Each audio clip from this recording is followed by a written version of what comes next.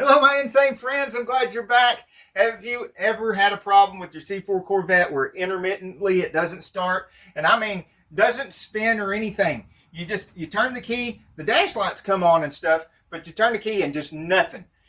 And intermittently, sometimes it starts, sometimes it doesn't.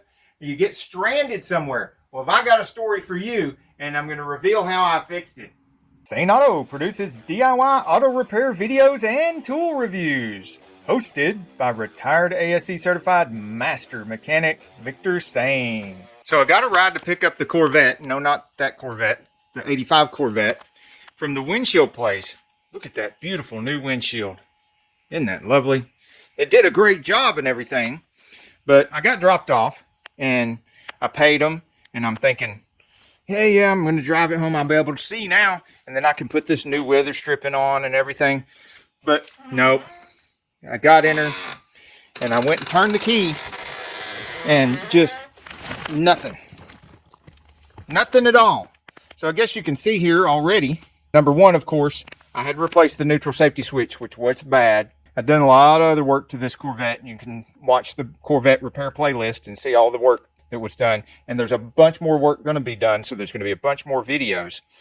But for right now, I'm in the parking lot and I'm wondering, oh man, am I going to have this thing towed back to the shop? But I pulled all this apart. I double checked the neutral safety switch.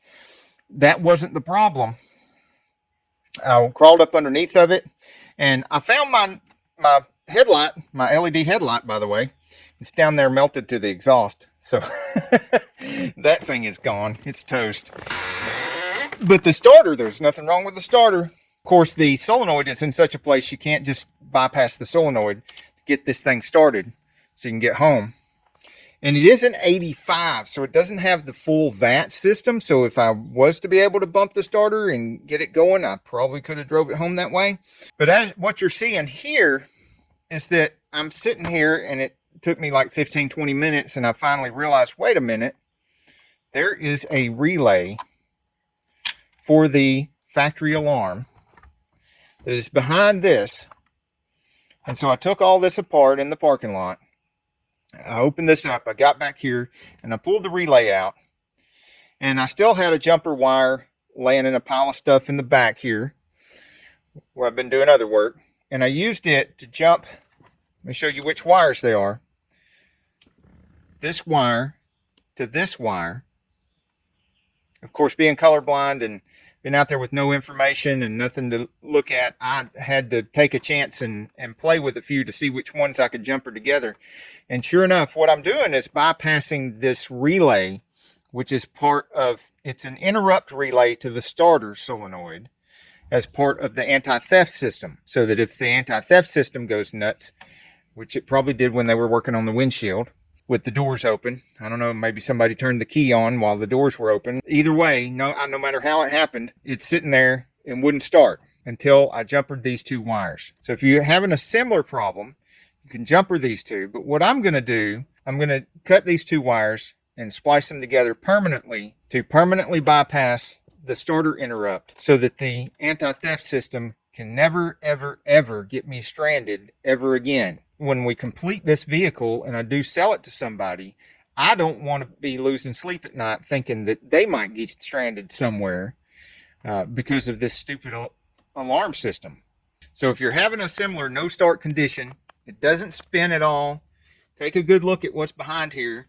Oh, and there's also a stupid fuse here, which let me know in the comments what you think about GM designers hiding a fuse back here behind this. I mean, what the heck are they thinking?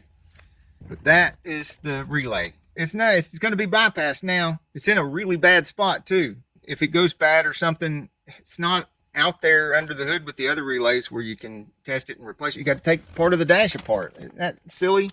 Well, you didn't think I was going to let you leave without showing you my ugly soldering job and which wires I cut and whether it actually worked or not, did you? Ha ha!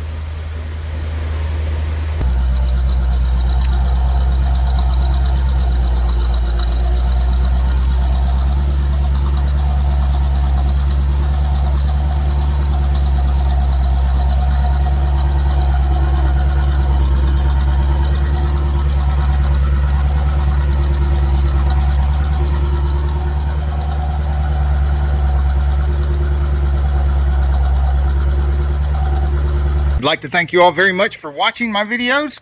I sure do appreciate your comments. If you haven't already, don't miss your chance to comment below. I still read all the comments, and I do appreciate your suggestions of what we can do better in our videos and what we should keep doing in the videos. So don't miss your chance to have the power to influence the content we produce and how we produce that content.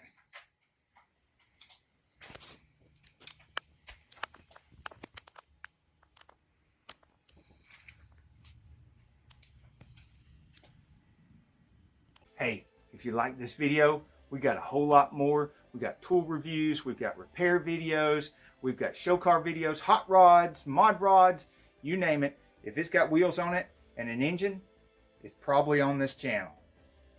So subscribe, like, and binge watch Saneauto. Binge watch Saneauto.